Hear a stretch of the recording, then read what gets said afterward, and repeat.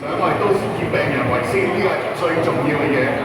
而點解我哋咁無奈一放工我都盡辦法去改過？因為我哋覺得呢一個條例真係冇可能，好多嘢未傾過，未傾得實。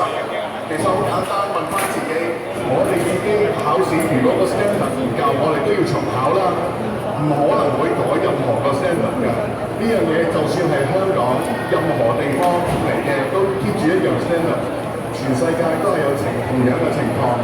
第二，我哋點解政府唔聽我哋講？其實我哋都淨係好想 one to one ratio 嘅投票率嘅啫嘛。我哋冇話唔增加任何非醫生嘅委員，我哋係好樂意，我哋都加6+6每人一人打咁多。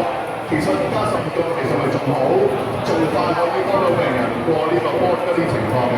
所以其實政府所講話加4個非業界委員嗰啲只係表面嘅嘢，其實實際有好多嘅嘢我哋唔知道，或者係政府唔想我哋知，成日話我哋誤導，成日都話醫生嚟誤導。其實睇翻裏面嘅條文，其實我哋好清楚政府你哋想做乜嘢嘅。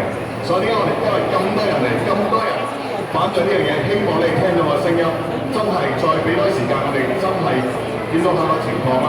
多謝晒各位。